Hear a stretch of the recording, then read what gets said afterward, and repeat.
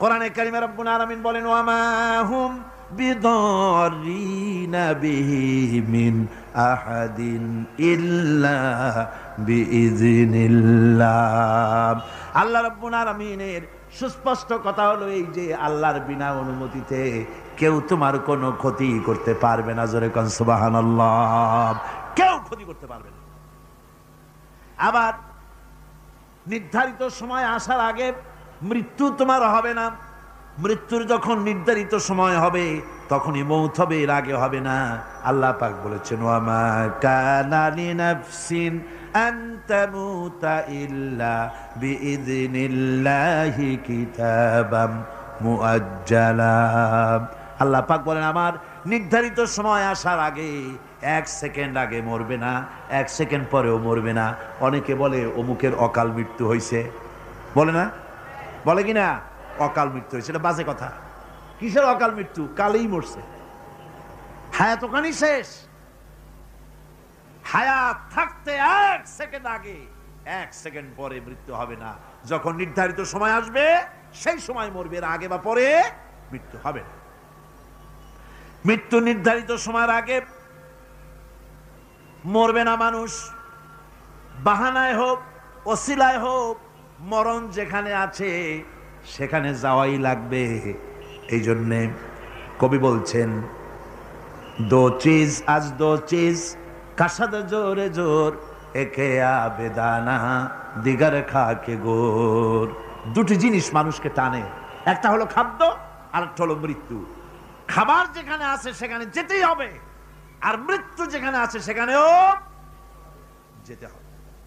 কোরআনে কারিমে রব্বুল আলামিন বলেন কুল লাউ কুনতুম ফি বুয়ুতিকুম লাবারাযাল্লাযীনা কুতিবা আলাইহিমুল কাতলু ইলা মাদাজিহিম। আল্লাহ পাক বলেন হে নবী তুমি বলে দাও, তুমি শোনায় দাও, যাদের ভাগ্যে নিহত হওয়া আছে তারা যদি তাদের বিছানায় শুয়েও থাকে, প্রকোষ্ঠের ভিতরে থাকে, মৃত্যু সেখানে গিয়ে হাজির হবে, ওখানেই মৃত্যু হয়ে যাবে। মৃত্যুর সময় আসলে পরে মানুষকে মোটেই সময় দেওয়া হবে না। সময় যখন আসবে সময় মতো তাকে বিদায় নিতে হবে। সুতরাং ঈমান, আল্লাহর প্রতি ঈমান আনলে পরে মানুষের ভিতরে নির্ভীকতার সৃষ্টি হয়, সে কাউকে পরোয়া করে না আল্লাহ ছাড়া। চিল্লায় কোন সুবহানাল্লাহ। আরো জোরে বলেন সুবহানাল্লাহ। সাহস, বুক ভরা সাহস তার মধ্যে আসবে। এরপরে আল্লাহর প্রতি ঈমান আনলে পরে আরেকটি উপকার মানুষের হয়, এটা হলো 4 নম্বর উপকার। এটা কয় নম্বর? 4 নম্বরের উপকার হলো আল্লাহর প্রতি মানসিক প্রশান্তি আসে। সেই মানসিক প্রশান্তিটা হলো এই ইমানদার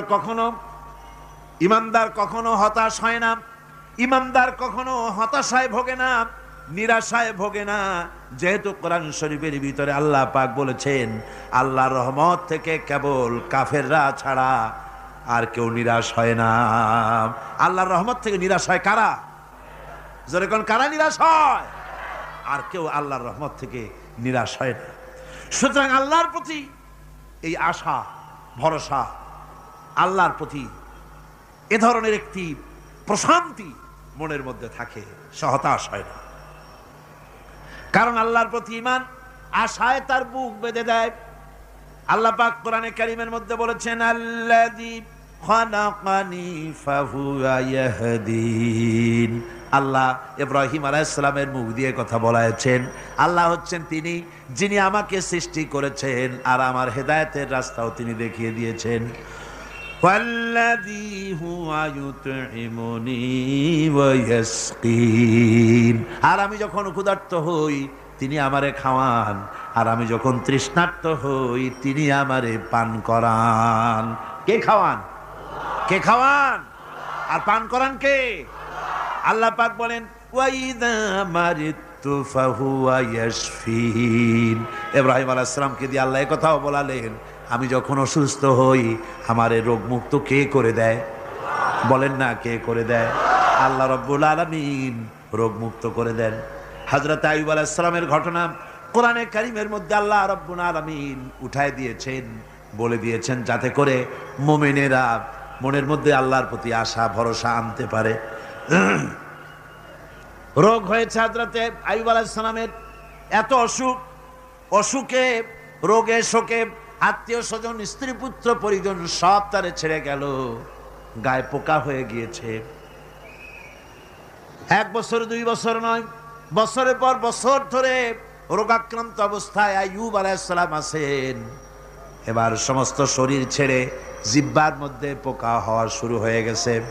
হযরত আইয়ুব আলাইহিস সালাম জিহ্বায় যখন পোকা শুরু হয়ে গেল, আল্লাহর দরবারে তখন তিনি ফরিয়াদ করে বলেছিলেন, রব্বুল আলামিন, সারা শরীরে পোকা ধরলো, শরীর জরা জরা হয়ে গেল, রোগে শোকে শেষ হয়ে গেলাম, কোনো শিকায়ত করি নাই, এবার তো কথা না বলে পারি না মাবুদ, তুমি দয়া করে আমার জিহ্বায় পোকা দিও না, আমার জিহ্বাটা পোকা ধরেছে, দয়া করে পোকা জিহ্বায় দিও না, কারণ আমার জিহ্বায় যদি পোকা হয়ে যায় তাহলে তোমার মতো আল্লাহর জিকির আমি কি দিয়া করব? আমার জিহ্বাটা ভালো রাখো আল্লাহ। হযরতে আইয়ুব আলাইহিস সালাম পড়েছিলেন, আন্নী মাসানি আদ-দুররু ওয়া আনতা আরহামুর রাহিমিন। আয় আল্লাহ, আমি রোগাক্রান্ত হয়ে পড়েছি আর তুমি তো রহমান রহিম। দোয়া মঞ্জুর হলো, আল্লাহ পাক আইয়ুব আলাইহিস সালামকে রোগ মুক্ত করে দিলেন। রোগ হলে পরে কে সেরে দেয়? কে সেরে দেয়? আল্লাহর প্রতি এই আশা, এই ভরসা, এই চিন্তা থাকতে হবে। আল্লাহ পাক বলেন, যখন আইয়ুব আমার কাছে দোয়া করল, আমিও জবাব দিয়া দিলাম। কোন সুবহানাল্লাহ। আল্লাহ পাক বলেন, ফাকাশাফনা মা বিহি মিন দুররি ওয়া আতাইনাহু আহলাহু ওয়া মিসলাহুম মাআহুম রাহমাতাম মিন ইনদিনা। আমি তার কষ্ট দূর করে দিলাম, তার হারানো স্বাস্থ্য ফিরাই দিলাম এবং তার সাথী সঙ্গীদেরকে আমার পক্ষ থেকে আমার রহমত দিয়ে তার কাছে সব আবার আমি ফিরাইয়া দিলাম। সুতরাং মুমিন ব্যক্তি কখনো হতাশ হবে না। চতুর্দিকে দেখে বিপদ আর বিপদ, এই বিপদে সে হতাশ হয় না, আশায় বুক বেঁধে থাকে। নিরাশার আধারে তুমি হে আশার নূর, যেখানে বেরোবার কোনো পথ নাই সেখান থেকে পথ বের করে দেয় কে? চিল্লায় কোন কে দেয়? আমার আল্লাহ পাক। দেখেন, হযরত ইউসুফ আলাইহিস সালাম হারায় গেলেন, মানে তার 11 ভাই ইউসুফ আলাইহিস সালামকে কুয়ার মধ্যে ফেলাই দিলেন। আর এসে তারা বলল যে ইউসুফ আলাইহিস সালামকে বাঘে খায়া ফেলেছে। এটা কি গল্প নাকি? এটা কোথায় আছে? কোরআন শরীফের মধ্যে আছে। ওই 11 ভাই মনে করেছিল ইউসুফ আলাইহিস সালাম রে কুয়ার মধ্যে ফেলাই দিলাম, এ কুয়ার মধ্যে পচে মরবে, শেষ হয়ে যাবে। কিন্তু ওই 11 ভাই জানে না এটা কোনো কুয়া নয়, এটা হলো একটা সুড়ঙ্গ পথ, এটা হলো একটা টানেল। এক মুখে ইউসুফকে ফেলাই দিল 11 ভাই, কুয়ার আরেক মুখ থেকে আল্লাহ হযরত ইউসুফকে বের করে মিশরের সিংহাসনে বসায়া দিলেন। ওরা বুঝে না, তাই চিরকাল পাপীরা আল্লাহর বান্দাদেরকে, আল্লাহর দ্বীনের গোলামদেরকে অত্যাচার করে, মনে করে শেষ করে ভালাবো, কিন্তু শেষ আল্লাহর গোলামেরা হয় না, ওরাই শেষ হয়। নির্মূল যারা করতে চায় ওরাই নির্মূল হয়ে যায়। টিকে থাকে কে? আল্লাহর গোলামেরা। টিকে থাকে কে? আল্লাহর গোলামেরা টিকে থাকে। নির্মূলেরিয়া নির্মূলই হয়ে যায় সব সময়। ঠিক কিনা কর? জোরে বলেন ঠিক কিনা? ভাইরা আমার, হযরত ইয়াকুব আলাইহিস সালাম ছেলের চিন্তায় চিন্তায় চোখ দুটো অন্ধ হয়ে গেছে, কাঁদতে কাঁদতে চোখ অন্ধ হয়ে গেছে। কিন্তু হতাশ হন নাই, কারণ হতাশ হবে কেবলমাত্র কাফেরেরা। হতাশ হয় কারা? আল্লাহ বলেছেন হতাশ হয় কাফের, ইমানদার কখনো হতাশ হয় না। হযরতে ইয়াকুব আলাইহিস সালাম ছেলে হারাইয়া কি বলতেছেন শোনেন। আল্লাহ তার কথা কোরআনে কারীমের ভিতরে আল্লাহ কি সুন্দর করে উঠায় দিয়েছেন। হযরতে ইয়াকুব পড়তেছেন, ফাসাবরুন জামিলুন আসাল্লাহু আইয়াতিয়ানি বিহিম জামিআন ইন্নাহু হুয়াল আলিমুল হাকীম। ফাসাবরুন জামিল, ধৈর্য ধারণ করাই এখন আমার জন্য উত্তম। আমি এখন ধৈর্য ধারণ করব, হয়তো শীঘ্রই আল্লাহ আমার যাদের হারাইছি তাদের সকলকে আল্লাহ আমার কাছে ফিরিয়ে দিবেন। তিনি সুবিজ্ঞ, তিনি প্রচন্ড ক্ষমতার মালিক। আশায় বুক বেঁধে থাকলেন তিনি। আর ইউসুফ আলাইহিস সালাম আজকে প্রেসিডেন্ট। তিনি মিশরের কি তিনি 11 ভাই গেছে সেইখানে খাবার আনার জন্য। হযরত ইউসুফ আলাইহিস সালামের চিনতে কোনো কষ্ট হয় নাই। ওরা তো চেনে নাই, কিন্তু ইউসুফ আলাইহিস সালাম চিনে ফেলেছেন। হযরত ইউসুফ কোনো প্রতিশোধ নিলেন না। হযরত ইউসুফ পরিচয় দিলেন আর বললেন, ভয় পাইও না, খাদ্য তোমাদেরকে দিয়া দিব। তোমাদের ব্যাপারে আমার বক্তব্য হচ্ছে, লা তাসরিবা আলাইকুমুল ইয়াউম, তোমাদের বিরুদ্ধে আমার কোনো ক্ষোভ নাই, বিদ্বেষ নাই, মাফ করে দিলাম। এই জামাটা নিয়ে যাও, আমার আব্বার জন্য এই জামাটা নিয়ে যাও। জামা নিয়ে যাচ্ছে মিশর থেকে। কোথায় কেনান, কোথায় মিশর? মিশর থেকে ইউসুফ আলাইহিস সালামের জামা নিয়ে ছেলেরা কেনানের দিকে যাচ্ছে। আর এদিকে হযরত ইয়াকুব বলতেছেন, আমি যেন আমার নাকের ভিতরে ইউসুফের গন্ধ পেতেছি। সুবহানাল্লাহ। জামা চলে এলো, চোখের উপরে তিনি রাখলেন, আল্লাহ চোখ ভালো করে দিলেন। সুবহানাল্লাহ। ভাইরা আমার, এই জন্য যারা আল্লাহর উপরে ভরসা করে, আল্লাহর ঈমান যাদের মধ্যে এসে যায়, ঈমান বিল্লাহর বড় উপকার হলো সে হতাশ হয় না। যত বড় বিপদ হোক হতাশ হয় না। দেখেন ইউসুফ আলাইহিস সালামকে কেমন করে জুলাইখা ঘেরাও করে ফেলে দিয়েছে। দরজা বন্ধ, তালা বন্ধ, জানালা বন্ধ, সিটকানি মারা, খিল মারা, তালা দেওয়া, বেরোবার কোনো পথ নাই। চতুর্দিকে নগ্ন চিত্র। এবার জুলাইখার প্রবৃত্তিকে চরিতার্থ করতে হবে, খারাপ কাজ করতে হবে, বেরোবার পথ নাই। হযরত ইউসুফ আলাইহিস সালাম তিনি জানেন দরজা সব বন্ধ, পালাবার পথ নাই, কিন্তু আল্লাহ রাব্বুল আলামিনকে তিনি ভয় করলেন। যুবক মানুষ, আল্লাহ রাব্বুল আলামিনকে ভয় করলেন। রব্বুল আলামিনকে ভয় করে তিনি তালাবদ্ধ দরজার দিকে দৌড় মারলেন। রব্বুল আলামিন আপন কুদরতে সবগুলি দরজা খুলে দিলেন। ওয়া মান ইয়াত্তাকিল্লাহা ইয়াজআল লাহু মাখরাজা, যে ব্যক্তি আমারে ভয় করে, আমার পথে চলতে চায়, আমি রাস্তা খুলে দেই। সুবহানাল্লাহ বিহামদিহি। সুতরাং ঈমানে বুক বাঁধো জওয়ানেরা, তরুণেরা, হতাশ হওয়ার কোনো কারণ নাই। আশায় বুক বেঁধে থাকো। আপনারা বলেন, এই পৃথিবীতে ইউনূস আলাইহিস সালাম যে বিপদে পড়ছিলেন, এর চাইতে বড় বিপদ পৃথিবীতে কিছু হতে পারে? আপনাদের চিন্তায় বুঝি পারে? এই দিকের লোকেরা কথাই কয় না মুঠো। কি বলেন, পারে? এত বড় বিপদ চিন্তাও করা যায়। কোরআনে কারীমের মধ্যে আল্লাহ রাব্বুল আলামিন বলেন, ওয়াযান্নুন ইয যাহাবা মুগাদিবান ফাযান্না আন লান নাকদিরা আলাইহি। ইউনূস আলাইহিস সালামকে যখন মাছে গিলে ফেলে দিল, মাছ এবার পানির অতল তলদেশে চলে গেছে। মাছের পেটের ভিতরে দরজা নাই, জানালা নাই, ছিদ্র নাই, পালাবার কোনো পথ নাই। আছে? আছে? ফানাদা ফিল যুলুমাতি আন লা ইলাহা ইল্লা আনতা সুবহানাকা ইন্নী কুনতু মিনাজ জালিমিন। জানেন নাই দোয়া? পড়েন সবাই। লা ইলাহা ইল্লা আনতা সুবহানাকা ইন্নী কুনতু মিনাজ জালিমিন। আয় আল্লাহ, তোমার পবিত্রতা ঘোষণা করতেছি, তুমি ছাড়া কেউ নাই, আমার তো আর বাঁচার উপায় নাই। আমি আমার উপরে জুলুম করেছি, আর তোমার পবিত্রতা ঘোষণা করতেছি। জিকির করতেছেন তিনি মাছের পেটের মধ্যে বসে।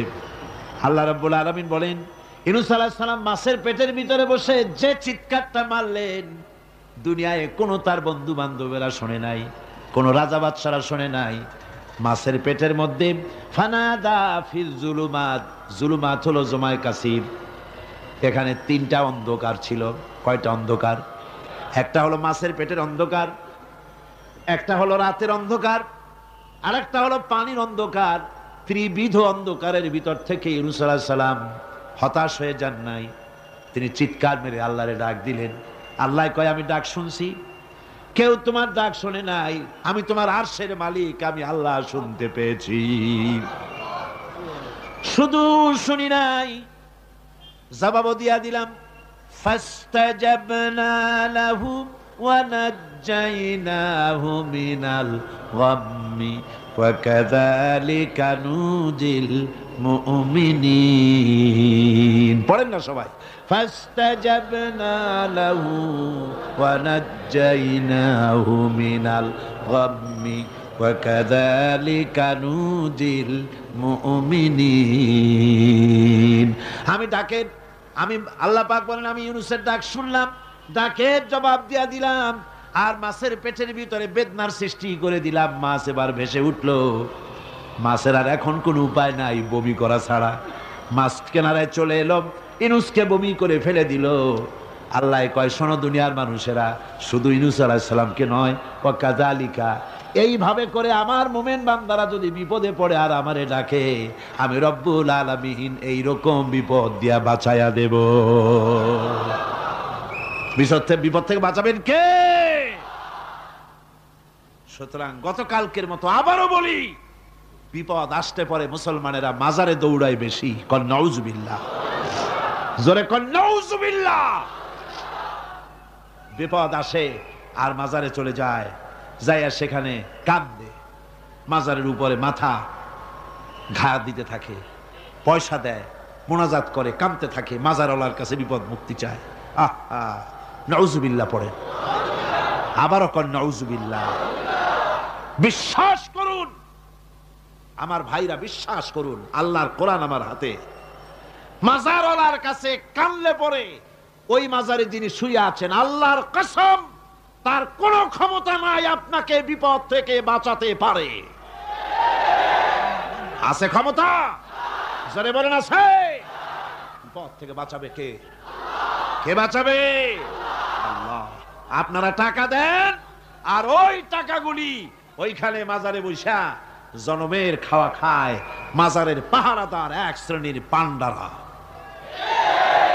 টাকাগুলা মাথায় দেখবেন মাজার কেন্দ্র করে লাল লাল চাদর গায়, তারপরে শট, মাথায় জট, দাড়িতে জট, দাড়িতে জট আর মোষ। হায় রে মোষ, 6টা টর্চ লাইট দিয়েও যদি আপনি খোঁজেন মুখ তালাশ করে পাবেন না, এত মোষ সমানে গাঁজা খায় আপনার পয়সা দিয়ে।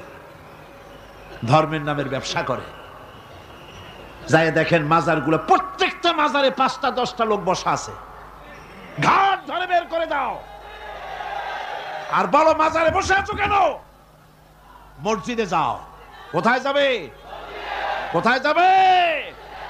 মসজিদে। আল্লাহর থামো, আল্লাহর ওলিদের মাজার ঘেরাও করে রেখে দাও, যত্ন করে রেখে দাও। গরু, ছাগল, ভেড়া, হাবিজাবি কিছু যেন যেতে না পারে, যত্ন করে রাখো, সম্মান দিয়ে রাখো। কিন্তু তোমার ওখানে পাহারা দিতে বলছে কে? তুমি ওখানে বসে থাকো কেন? গুড় যেখানে পিঁপড়া সেখানে। পয়সা দেওয়া বন্ধ করে, একটারও পাবেন না ওখানে। ঠিক কিনা কর? সব ধান্দাবাজ পয়সার লোভে ওখানে বসে থাকে, গাঁজা খায়, মদ খায়, নামাজ পড়ে না। আর আপনার টাকা দিয়া খোঁজ নিয়ে দেখেন মাজারের মুতল্লি যত আছে সব বাসের মালিক, ট্রাকের মালিক, কোটি কোটি টাকার ব্যবসা করে। সুতরাং এগুলি ছাড়েন, এ ধান্দাবাজি বন্ধ করুন। মাজারের সাথে কোনো সম্পর্ক নাই। মুসলমানের সম্পর্ক কেবল মসজিদের সাথে। কিসের সাথে?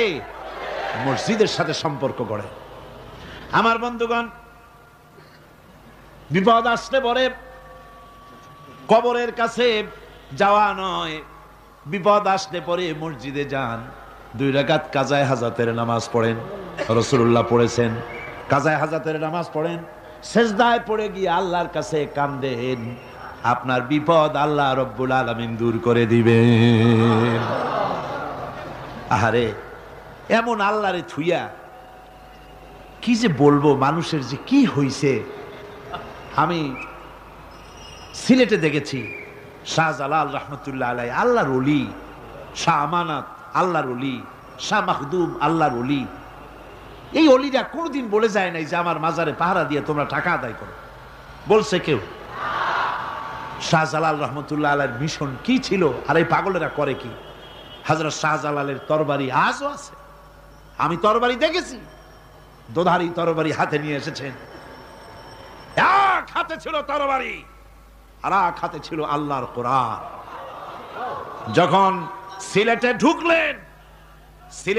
ঢুকলেন গৌর গোবিন্দ তার সব কিছু, তিনি আজান দেওয়ালেন। আজান শোনা মাত্র মূর্তিগুলো কাঁপতে লাগলো। গৌর গোবিন্দের কলজা গলার কাছে চলে আসছে, জিজ্ঞেস করছে ব্যাপারটা কি, এরকম হচ্ছে কেন? জ্যোতিষীরা বলল যবন এসেছে, মেলেচ্ছ এসেছে, আর উপায় নাই। শাহজালাল রহমতুল্লাহ আলাইহি তিনি বসলেন গেটের কাছে, এবার সব পালাচ্ছে। গৌর গোবিন্দ বলল সাপুরিয়াদের ডেকে যে আমারে একটা বাক্সের মধ্যে ভরিয়া সাপ বলে চালাই দিও, আমি সামনে পড়তে চাই না। ভয়তে কলজা গলার কাছে চলে আসছে শুধু আজান শুনে। এরপরে লোক সব চলে যাচ্ছে, উনি দেখতেছেন যাও যাও যাচ্ছে সব। তারপরে ঝুড়িতে করে যাচ্ছে সাপুরিয়ারা, তোমাদের মধ্যে কি সাপ, যাও যাও যাও। এরপরে বড় একটা বাক্স, এটার মধ্যে কি? কয়ে হুজুর আমরা সাপ খেলা দেখি, এর মধ্যে সাপ, নামাও, আমি সাপ খেলা দেখবো, নামাও ওটা। এরপরে বাক্স খুলছে, দেখে যে আসল সাপ বাইর হয়েছে। গৌর গোবিন্দ বলল যে আমার রাজত্ব ছেড়ে দিলাম, আমারে জানে বাঁচা। শাহজালাল রহমতুল্লাহ আলাইহি বললেন আমি তো মারতে আসি নাই, আমি তো হত্যাকাণ্ড করতে আসি নাই, আল্লাহর দ্বীনকে নিয়ে এসেছি। তিনি ক্ষমা করে দিলেন। সেই শাহজালাল রহমতুল্লাহ আলাইহির মাজারে লোকেরা বিভিন্ন জায়গা দিয়ে যায়, বাস ভরে ভরে যায়, যাইয়া চাদরের উপরে যাইয়া মাথা ঘা দিতে থাকে আর কামতে থাকে। কতগুলো গজাল মাছ আছে, বিরাট বিরাট গজাল, গায়ে শ্যাতলা পড়ে গেছে, দেখলে মনে হয় যেন রিটায়ার্ড অফিসার, এরকম মোটা। ওগুলারে মুড়ি খাওয়ায়, কলজা খাওয়ায়।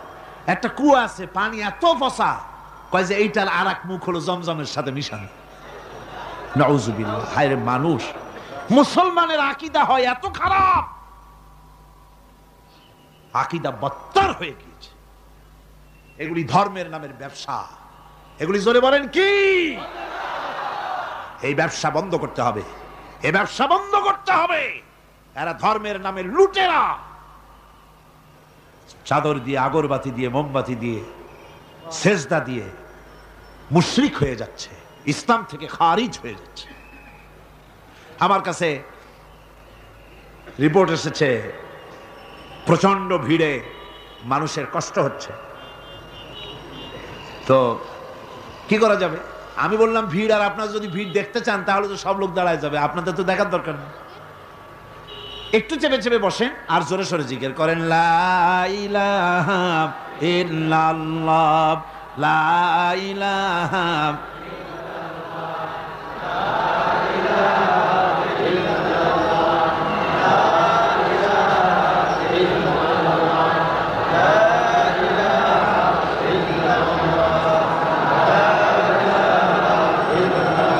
আপনি কিন্তু বসেই এগোতে পারতেন, দাঁড়ালে পরে ডিস্টার্ব হয়, হাঁটলে পরে ডিস্টার্ব হয়। নিজের কপালটারে খারাপ করেন না, এত সুন্দর আল্লাহর কথা শোনা থেকে নিজেকে মাহরুম করতে চেষ্টা করেন না। নিজেও শোনেন, অপরকেও শুনতে দেন। বসেন, মাজা ব্যথা করবে না, আল্লাহ মাজা ব্যথা ভালো বানায় দেবে যত সময় বসবেন। কোন আলহামদুলিল্লাহ। আপনারা বসছেন যে জায়গাটায়, এটা বেহেশতের টুকরা। এটা কি? এরা প্যারেড ময়দান নয়। মাজালিসুল ইলম হিয়া রাউযাতুম মিন রিয়াদিল জান্নাহ।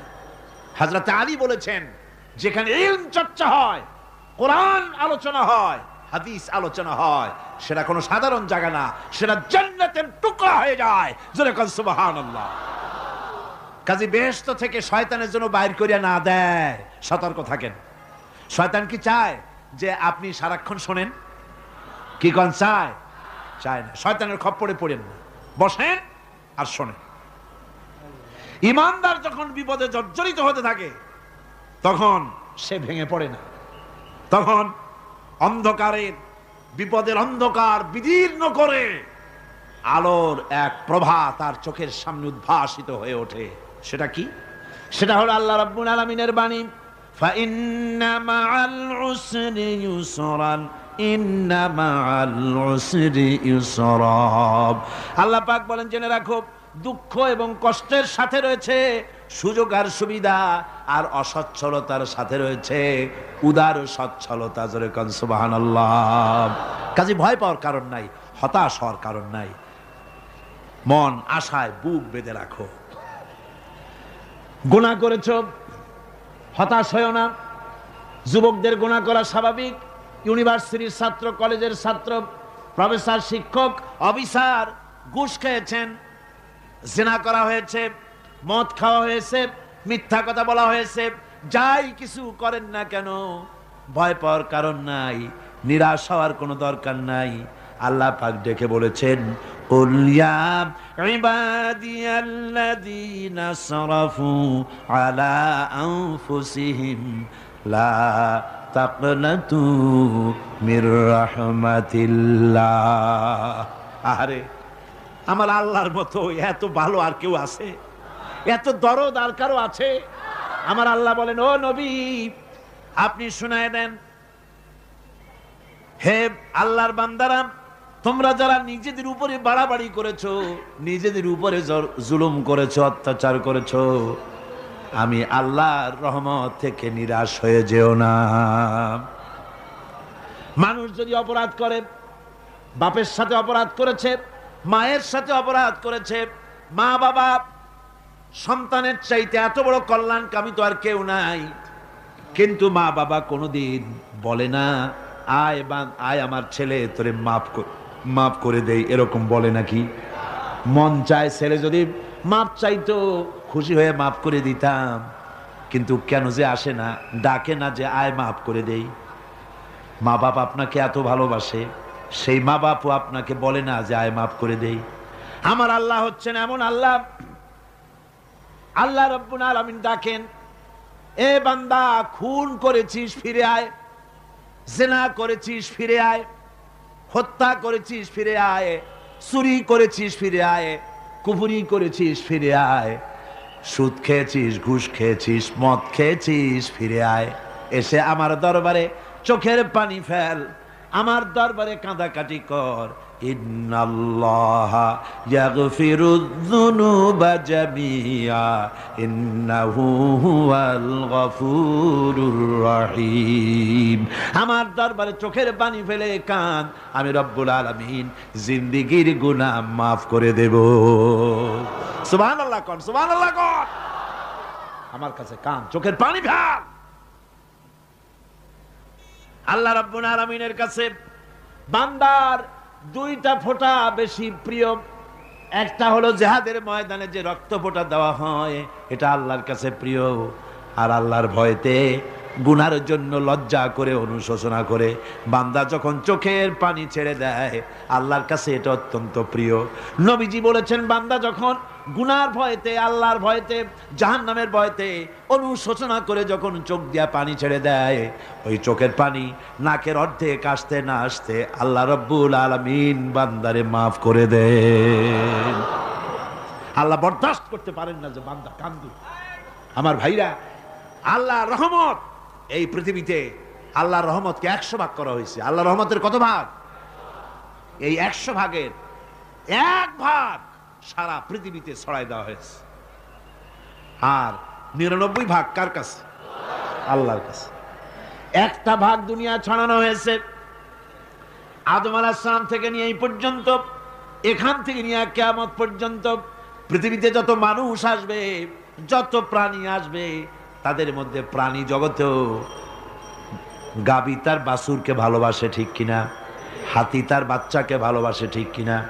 মুরগি তার বাচ্চাকে ভালোবাসে কিনা? প্রত্যেক মাই তার সন্তানকে ভালোবাসে মানুষের মতো। এই ভালোবাসা, স্নেহ, এই মমতা, এই করুণা, এই মহব্বত একটা ভাগ দুনিয়ায় দেওয়ার পর আপনি আর আমি যতটুকুন ভাগে পেয়েছি সেই মহব্বতে, স্ত্রীর মহব্বতে অস্থির, মায়ের মহব্বতে অস্থির, সন্তানের মহব্বতে অস্থির। এখন চিন্তা করেন, একটা ভাগ সারা পৃথিবীতে বিতরণ করার পর যেটুক পেয়েছি তাতে যদি এত মহব্বত হয়, তাহলে এর 99 ভাগ মহব্বত যে আল্লাহর কাছে জমা আছে, এই বান্দার জন্য তার কত মহব্বত, এই বান্দার জন্য কত করুণা তার, কত মহব্বত তার, কত দয়া তার।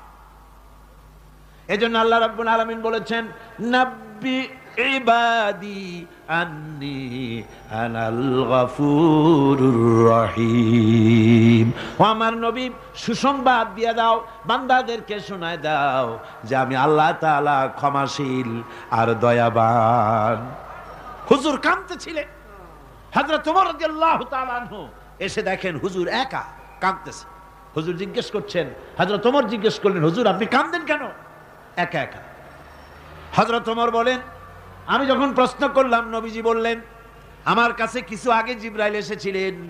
জিবরাইল এসে আমাকে বললেন, আল্লাহ পাক বলেছেন, হে আমার নবী, ইসলামের ভিতরে থেকে যে সমস্ত মানুষগুলি ইসলামের ভিতরে থেকে চুল আর দাড়ি পাকায় দিছে, কিয়ামতের দিন এই লোকগুলারে আমি শাস্তি দিতে আমার শরম হবে। হযরত ওমর বলেন, হুজুর উম্মতের জন্য কত বড় খোশ খবর এটা, আর আপনি কাঁদতেছেন। হুজুর বলেন, ওমর তুমি জানো না, আমার কান্নার কারণ ভিন্ন। আমার কান্নার কারণ হলো যে আল্লাহ রাব্বুল আলামিন কিয়ামতের দিন দাড়ি চুল পাকা বান্দারে শাস্তি দিতে শরম করবেন। সেই দাড়ি চুল পাকা বান্দাগুলি আল্লাহর সাথে নাফরমানি করতে শরম করে না। আমি এই লজ্জায় কাঁদতেছি। ভাইরা, হুজুর আল্লাহ পাক বলেন, ও আমার নবী, রাতের আধারে যখন একটা বুড়া আমার দরবারে হাত উঁচু করে, একটা বুড়া মানুষ রাতের আধারে যখন আমার দরবারে হাত উঁচু করে আর যখন বলতে থাকে, রব্বুল আলামিন আমার পেছনের জীবনটা বড় খারাপ করেছি, এমন কোনো কাজ জীবনে করি নাই যা তোমার কাছে কিছু দাবি করতে পারি, সব রকমের নাফরমানি করেছি, আজ আমি বুড়া হয়ে গেছি, কামাই করতে পারি না, ছেলে আমাকে চোখে দেখতে পারে না, পুত্রবধূ আমাকে ঘরে জায়গা দেয় না, আমার স্ত্রী আমাকে দেখতে পারে না, রোজগার করতে পারি না, হাঁটতে পারি না, চলতে পারি না, সবার কাছে আমি তিতা হয়ে গেছি, আমি দাঁড়াতে পারি না, কোমরে ব্যথা পাই, হাঁটুতে ব্যথা পাই, চলতে পারি না, কানে শুনতে পাই না, চোখে দেখতে পারি না, আর তোমার কাছে কিছু চাইয়া নেব এমন ভালো কাজও করি নাই। এইভাবে যখন বান্দা কাঁদতে থাকে আমার দরবারে, ও আমার হাবিব আমার রহমতের দরিয়ায় জোশ মেরে যায়, আমার শরম হয় এই বুড়াটারে কেমনে খালি হাতে ফিরাইয়া দেই। সুবহানাল্লাহ, সুবহানাল্লাহ। আমার আল্লাহর এত দয়া, আমার আল্লাহর এত মায়া, এত মোহাব্বত। আমার আল্লাহ রাব্বুল আলামিন বলেন, وَإِذَا سَأَلَكَ عِبَادِي عَنِّي فَإِنِّي قَرِيبٌ। ও আমার হাবিব, আমার বান্দা আমার ব্যাপারে প্রশ্ন করে, আমি বান্দার একদম নিকটে। কোরআন শরীফের ভিতরে যত জায়গায় রাসূলকে বলা হয়েছে সুয়ালের কথা, আপনাকে প্রশ্ন করা হয়, আল্লাহ তার জবাব কুল এই কথা বলে জবাব দিয়েছেন। যত জায়গায় সুয়াল এসেছে, যেমন কোরআনে কারীমের মধ্যে আল্লাহ পাক বলেন, ওয়ায়াসআলুনাকা আনিল মাহিদ, মেয়েদের হায়েজ সম্পর্কে জিজ্ঞাসা করা হয়, কুল হিয়া আযা, হে নবী আপনি বলুন। এভাবে করে কুল দিয়ে জবাব দেওয়া হচ্ছে। আবার প্রশ্ন করা হচ্ছে, ওয়ায়াসআলুনাকা আনিল আনফাল, এই গনিমতের মাল সম্পর্কে হুজুর আপনাকে, হে নবী আপনাকে প্রশ্ন করা হয়। আল্লাহ কুল দিয়া জবাব দিলেন। আল্লাহ বলেন আপনি বলেন। ওয়ায়াসআলুনাকা আনিল খামরি ওয়াল মাইসির, আল্লাহ পাক বলেন নবী আপনারে প্রশ্ন করা হয়, কুল ফিহিমা ইসমুন কাবীর, আল্লাহ কুল দিয়া বললেন তুমি বলো। আবার বলা হলো, ওয়ায়াসআলুনাকা আনিল আহিল্লা কুল হিয়া মাওয়াকিতু লিন্নাস, ও নবী আপনাকে প্রশ্ন করা হয় চাঁদের ক্রমবর্ধমান এবং ক্রমহ্রাস এই যে বাড়ে আর কমে, পূর্ণিমা হয়, অমাবস্যা হয়, কেন হয়? আপনি বলুন। কুল, আপনি বলেন।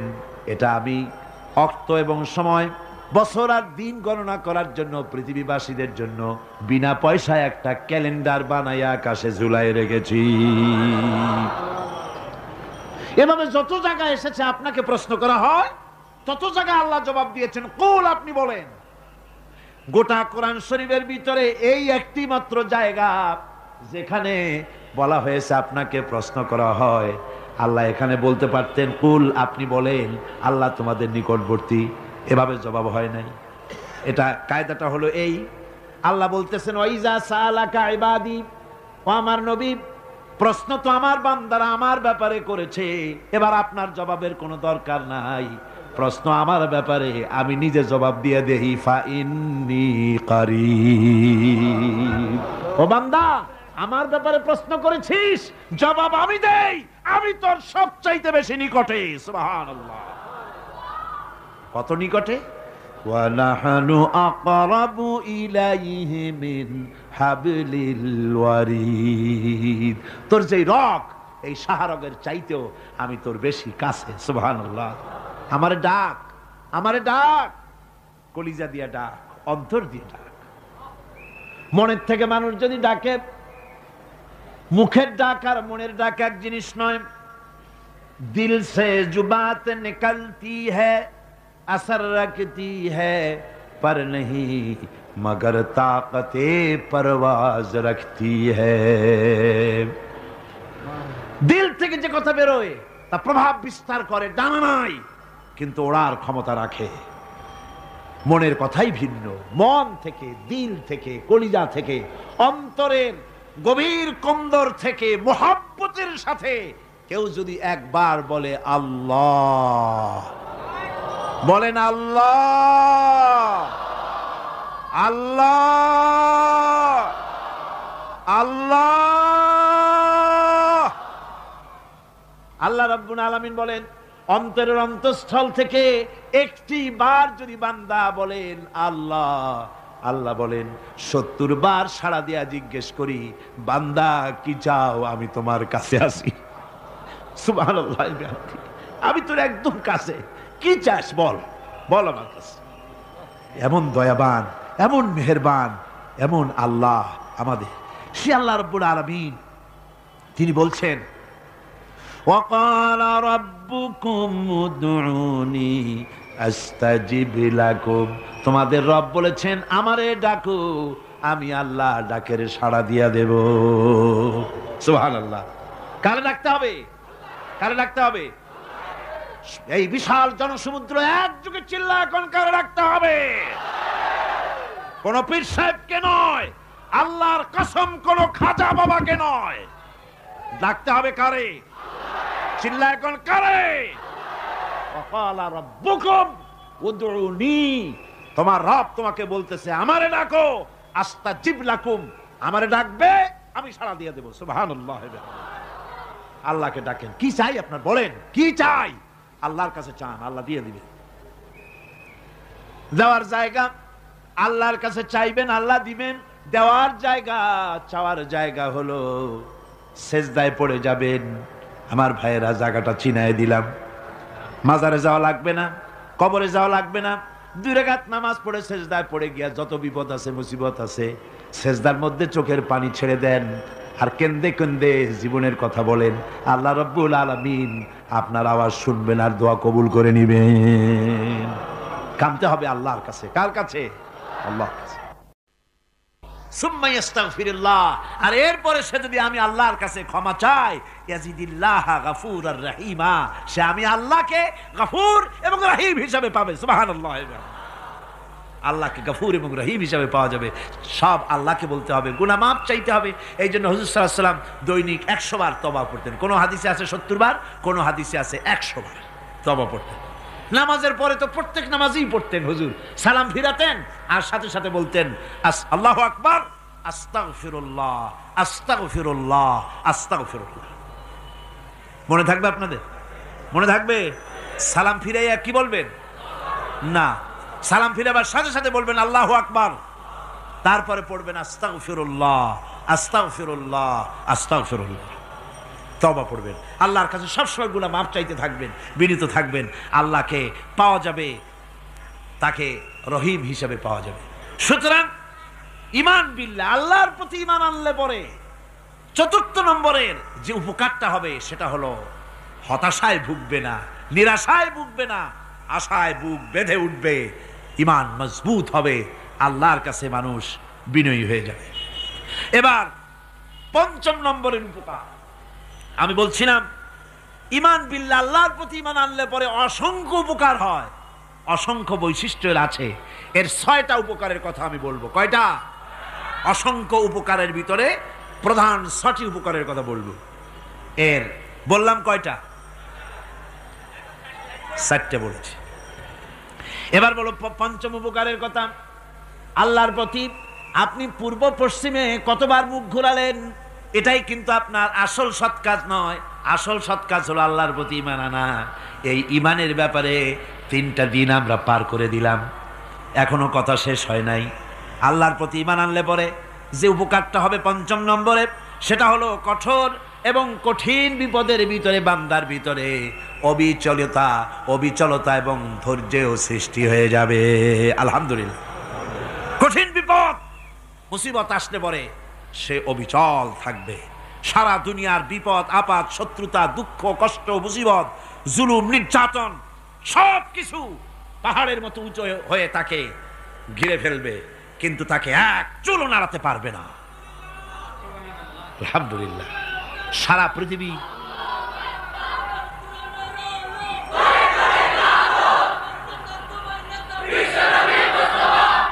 পৃথিবী একদিকে আর সে একা একদিকে থাকবে। বিরোধিতা তো হবেই, বিপদ তো আসবেই। কবি বলতেছেন, সাথে জাকা রহা হ্যায় अज़ल से ता इमरोज, सतेजा का रहा है अज़ल से ता इमरोज, चरागे मुस्तफावी से शरारे बुलहबीस। সে আবহমান কাল থেকে শুরু করে মুস্তাফা সাল্লাল্লাহু আলাইহি ওয়াসাল্লামের দীপ শিখার সাথে আবু জাহেল, আবু লাহাবের অগ্নিস্ফুলিঙ্গের টক্কর লেগেই আছে। রাসূলুল্লাহর আল্লাহর দেওয়া এই বিধান, এই দ্বীনের বাতিটা টিম টিম করে জ্বলেছে। আর গোরকি, টর্নেডো, হাজার হাজার মাইল বেগে হ্যারিকেন এসেছে, গোরকি এসেছে, টর্নেডো এসেছে, টাইফুন এসেছে, কিন্তু এই আলো নিবাইতে পারে নাই। সুবহানাল্লাহ। এই আলো নিবাতে পারে নাই। এ শত্রুতা চিরকালের, নিবাতে পারবে না।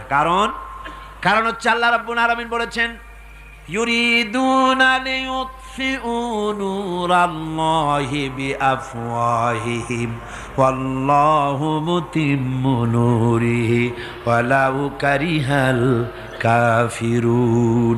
ওরা চায় মুখের ফু দিয়ে আমার আলোকে নিভিয়ে দেবে, কিন্তু আমি আমার আলোকে পূর্ণতা দান করব, তাতে কাফের বেঈমানদের কলজায় যত জ্বালা যন্ত্রণা হোক আমার দ্বীন কেউ মিটাই দিতে পারবে না।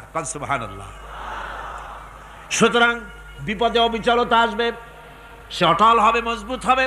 কোরআনে কারীম বলতেছে, ওয়া কাযালিকা জাআলনা লিকুল্লি নাবিয়্যিন আদুওয়াম মিনাল মুজরিমিন।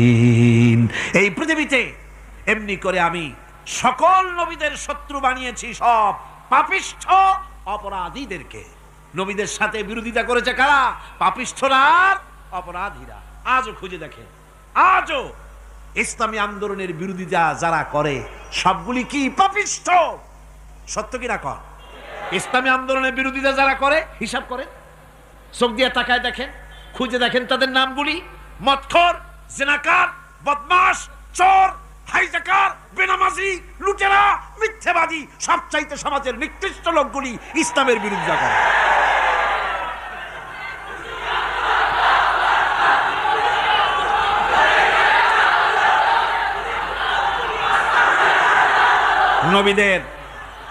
নবীদের শত্রু আল্লাহ বলেন, সব যুগে নবীদের সাথে শত্রুতা করেছে পাপিষ্ঠরা।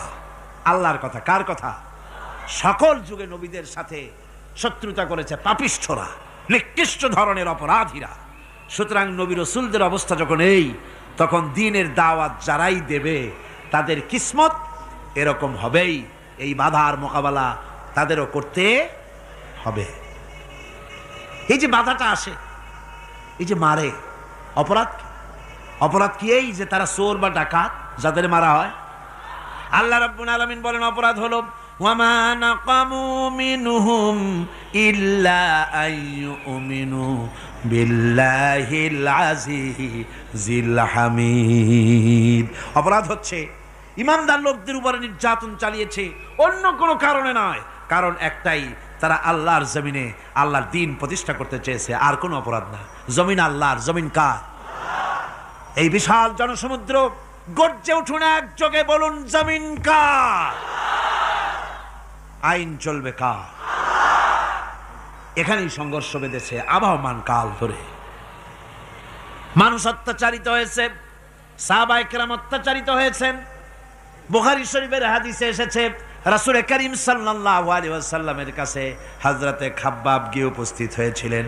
হযরতে খাব্বাব বলেন, হাদিসটা এভাবে লেখা হয়েছে বুখারীতে, ওয়ান খাব্বাব বিন আরিদ রাদিয়াল্লাহু তাআলা আনহু قال شكونا إلى رسول الله صلى الله عليه وسلم وهو متوسد بردة له في ظل الكعبة।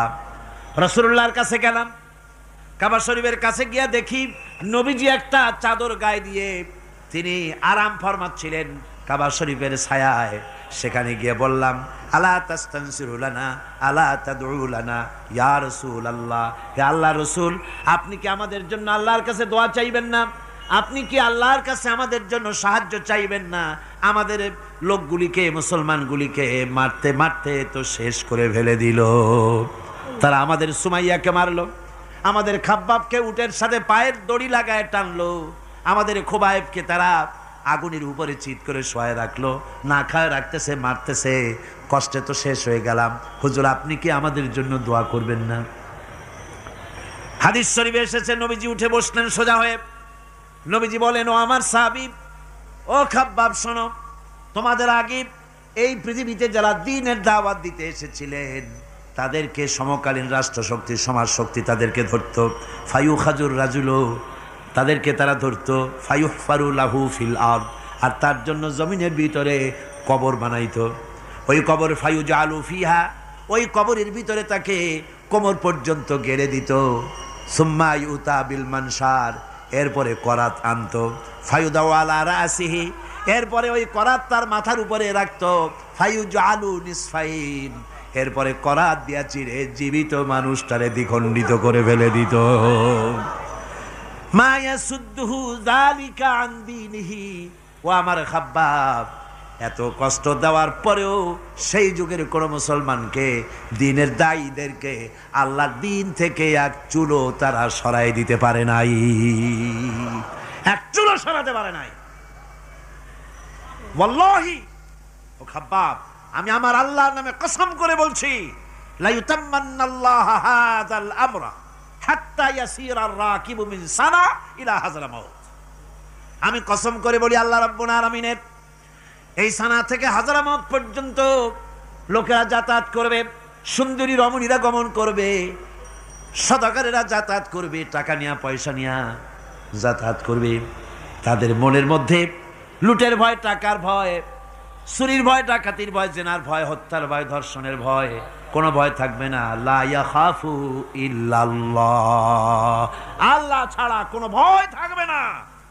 এমন একটা সমাজ, এমন একটা সময় আসবে। ওয়ালাকিন্নাকুম তাস্তাজিলুন, অথচ খুব তাড়াহুড়ো তোমরা করতেছো। তাড়াহুড়ো করো না, সময় আসবে ইনশাআল্লাহ। আর সে সময় আসছিল মদিনায়, আসে নাই? আসে নাই? সুতরাং আজও চট্টগ্রামের এই বিশাল জনসমুদ্রকে বলতে চাই, নির্যাতন, স্বৈরাচার, জুলুম, অত্যাচার, হত্যাকাণ্ড যা কিছু ঘটতেছে, ধৈর্য ধরুন, আন্দোলনে শরীক হন, জান বাজি রাখুন। এ বাংলাদেশেও আগামী যে পার্লামেন্ট হবে, আগামী জাতীয় নির্বাচনে যে পার্লামেন্ট তৈরি হবে, ইনশাআল্লাহ সেই পার্লামেন্ট হবে কোরআনের পার্লামেন্ট ইনশাআল্লাহ।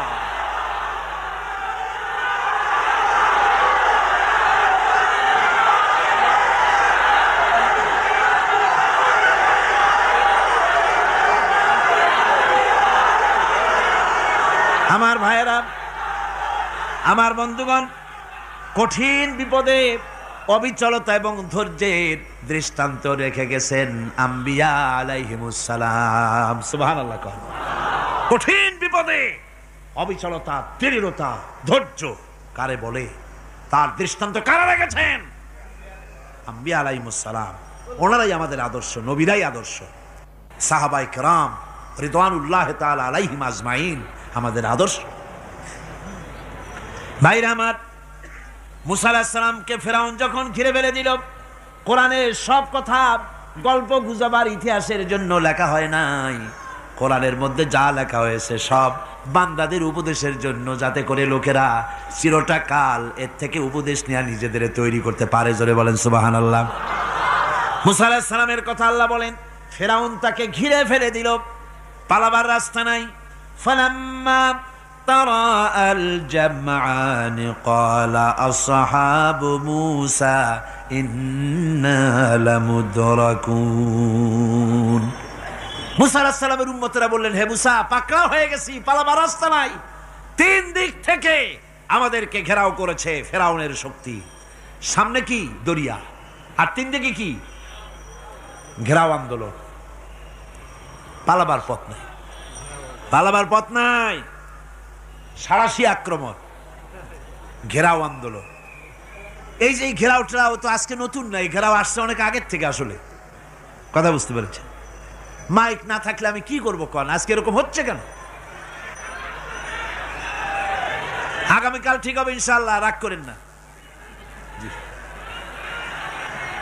গান হচ্ছে, বসেন বসেন। শয়তান ঢুকছে মাইকের মধ্যে। অনেক সময় হয় কি, মাইকের হাই পাওয়ারের যে মেশিন আছে, এর ভিতরে ইথার থেকে রেডিওর ওই গানগুলি ওর মধ্যে ঢুকে পড়ে। কথা বুঝতে পেরেছেন? এই জন্য শয়তান তো আর বসে থাকে না, ওরও তো কিছু করার আছে। ধৈর্য ধরেন, ধৈর্য ধরেন। কালকে অপারেটরদেরকে মাওলানা শামসুদ্দিন সাহেবের কাছে অনুরোধ করব, অপারেটর একটু ভালো করে হেদায়েত করে দেবেন। মাইকে আজকে আমার নিজেরও কষ্ট হচ্ছে, আমিও বুঝতে পারছি না যে আমার কথাগুলি কি আওয়াজে বেরোচ্ছে, যার জন্য আমাকে বেশি চিল্লাইতে হচ্ছে। বক্তাকে কি লাউডে তার কথা বেরোচ্ছে তা তার কানে আসতে হয়, তাহলে বোঝা যায় যে আমার কথাগুলি কিভাবে বেরোচ্ছে। এটা এই অবস্থায় সিচুয়েশন আজকে নাই, এবং লোকেরাও মাইকের ব্যাপারে আজকে অভিযোগ করেছে, যা বিগত 16 বছরে করে নাই। সেটের ব্যাপারে কোথাও কোনো অসুবিধা হয়েছে? মাইকটা ভালো, এবং মাইক যারা দেন প্রতি বছর খেদমত করে, আল্লাহ তাদের প্রতি রহম করুন। সবাই বলেন আমিন। এদেরকে রাগ করে পথে পাই আবার মারধর করেন না। সিলেটের যে তাফসির মাহফিল হয়, বিগত 19 বছর তাফসির করেছি একটানা, এবার 20 বছর পুরো হবে ইনশাআল্লাহ। সিলেটে একটানা 20 বছর তাফসির করতেছি সেখানে। তো মাইক, যে একটা লোক বিনা পয়সায় মাইক দেয়, মাইকের ভাড়া সে নেয় না। তাফসিরের মাহফিলের মাইকের ভাড়া নেয় না। যে বছর এরশাদ সরকার আমাকে প্লেন থেকে নামতে দিল না, আপনাদের মনে আছে? সিলেট থেকে ফিরাই দিল। এই খবরটা মাইকম্যান যখন শুনেছে যে আমাকে নামতে দেয় নাই, ফিরাই দেওয়া হয়েছে, সাথে সাথে স্ট্রোক করেছে, হার্ট ফেল করে দুনিয়া থেকে বিদায় হয়ে গিয়েছে। সিলেটে তাফসির হতে পারবে না এই কথা সে বরদাস্ত করতে পারে নাই। আমি কেঁদেছি আর দোয়া করেছি, আল্লাহ, কোরআনের মহব্বতে লোকটার এই অবস্থা হলো, তোমার জান্নাত তুমি দয়া করে তাকে দান করে দিও। কাজে কোনো ব্যবসায়ী চায় না যে তার ব্যবসাটা খারাপ হোক, লোকেরা মন্দ বলুক। এ মাইকের ব্যাপারে আপনারা আজকে রাগারাগ করেন না, যা হয়েছে কালকে ভালো হবে ইনশাআল্লাহ। সবাই বলেন ইনশাআল্লাহ। এখন চলেন আমরা ফেরাউনের অবস্থা দেখি গিয়া কি করতেছে ফেরাউন। মুসা আলাইহিস সালামকে ঘেরাও করে ফেলেছে, পালাবার উপায় নাই। একদিকে দরিয়া, তিন দিকে ফেরাউনের শক্তি। এই যে ঘেরাও টেরাও মানে নতুন তো না, ধর্মঘট নতুন না, এ পুরানা জিনিস। এই পৃথিবীতে সর্বপ্রথম ধর্মঘট কিসের উপরে হয়েছে জানেন? এই পৃথিবীর প্রথম ধর্মঘট হয়েছে পেঁয়াজ, রসুন আর ডাইলের উপরে। মুসা আলাইহিস সালামের জামানায় লান নাসবিরা আলা তাআমিন ওয়াহিদ, আমরা এক রকমের খাদ্য আর খাবো না, আমাদের পেঁয়াজ দেওয়া লাগবে, ডাল দেওয়া লাগবে, রসুন দেওয়া লাগবে। সর্বপ্রথম ধর্মঘট হয় মুসা আলাইহিস সালামের জামানায়, সেখান থেকে শুরু হয়েছে। কিন্তু মশাল মিছিল যে আসলো কই থেকে, এইটা আমি খুঁজে পাইনি। পরে প্রত্যেকটা জিনিসের তো ইতিহাস আছে। আমি খুঁজতে খুঁজতে পেলাম, আমি জানি না এর ইতিহাস মূলে কোথায়, কিন্তু আমি যদ্দূর খুঁজে পাইছি সেটা হলো মশাল মিছিলের আবিষ্কার হয়েছে লঙ্কায় রাবণের সময়। হনুমানের লেজে আগুন দিয়া তারপরে লঙ্কা কাণ্ড ঘষালো, নামই আছে লঙ্কা কাণ্ড। হনুমানেরা লেজে আগুন দিয়ে রাবণ যে লঙ্কায় মশাল মিছিল করেছিল হনুমানদের দিয়া, ওই হনুমানের ওই সিস্টেমটা এখনো আমাদের দেশে চালু আছে। এইটা আসলে কোন ভদ্রলোকের এই মিছিল হওয়া উচিত না। আগুন নিয়ে কিসের মিছিল? আগুন হলো জাহান্নামের প্রতীক। আগুন কিসের প্রতীক? জাহান্নামের প্রতীক। যদিও আমাদের উপকারে লাগে, কাজে লাগে। সুতরাং আমরা যা করব প্রত্যেকটা জিনিসের পেছনে সুন্নতে নববীর কোনো না কিছু থাকতে হবে। কথা বুঝতে পেরেছেন? 3 দিক থেকে ঘেরাও হয়ে গেছে, পালাবার কোনো রাস্তা নেই। হযরতে মুসা আলাইহিস সালামের কাছে উম্মতেরা বললেন, পালাবার তো কোনো পথ নাই, এখন উপায়টা কি? আমাদের তো আর উপায় নাই। মুসা আলাইহিস সালাম দেখেন বিপদে পড়ে গেছেন, কিন্তু ধৈর্য হারান নাই, ভয় পান নাই। ভয় পাইছিলেন? ভয় পেয়েছেন? প্রশ্নই ওঠে না। মুসা আলাইহিস সালাম আল্লাহ পাক যাদেরকে বলেছেন উলুল আজম রাসূল, যাদের বলেছেন তার মধ্যে হযরত মুসা একজন উলুল আজম পয়গম্বর। চারটিখানি কথা না, আল্লাহ কথা বলছেন তার সাথে, কালিমুল্লাহ তিনি। সুবহানাল্লাহ। কর মুসা আলাইহিস সালাম শোনালেন, কাল্লা ইন্না মাইয়া রাব্বি সায়াহদিন। কখনো নয়, আমার উম্মতেরা ভয় পেও না, আমার রব অবশ্যই আমাকে পথ দেখাবেন। সুবহানাল্লাহ। 3 দিক থেকে শত্রু, একদিকে দরিয়া, পালাবার কোন রাস্তা নাই। সেখানে দৃঢ়তার সাথে তিনি বলছেন, অবশ্যই আমার আল্লাহ আমারে পথ দেখাবে। সুবহানাল্লাহ। নবীরা এই দৃঢ়তা দেখিয়েছেন, অবিচলতা দেখাইছেন। আল্লাহ পাক মুসা আলাইহিস সালাম যখন এই দৃঢ়তা দেখালেন, এই অবিচলতা দেখালেন, সঙ্গে সঙ্গে জিবরাইল এসে হাজির হয়ে গেলেন। আল্লাহ পাক বলেন, ফাআওহাইনা ইলা মুসা আন আদরিব বিআসাকাল বাহরা ফানফালাকা ফাকানা কুল্লু ফিরকিন কাত্তাউদিল আযীম।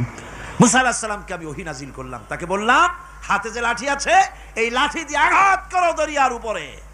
দরিয়ার উপরে আঘাত করলেন, একটা রাস্তা হয় নাই, 12টা রাস্তা তৈরি হয়ে গেল। আর দেওয়ালগুলা পাহাড়ের মতো উঁচা হয়ে গেল। দরিয়ার ভিতরে পাহাড়ের মতো উঁচা, মজবুত 12টা রাস্তা। এবার মুসা আলাইহিস সালাম তার দলবল নিয়ে চললেন। আল্লাহ রাব্বুল আলামিন বলেন, ওয়া আনজাইনা মুসা ওয়া মান মাআহু আজমাইন। মুসা এবং তার সাথী সঙ্গীদেরকে আমি পার করে দিলাম। মুসা আলাইহিস সালাম এবং তার সাথী সঙ্গী নিয়ে যখন দরিয়ার মাঝখানে আসছে, ফেরাউন তার দলবল নিয়ে এসে গেছে। আসে দেখে নদীর মধ্যে রাস্তা। বাবা, খুব তো কায়দা।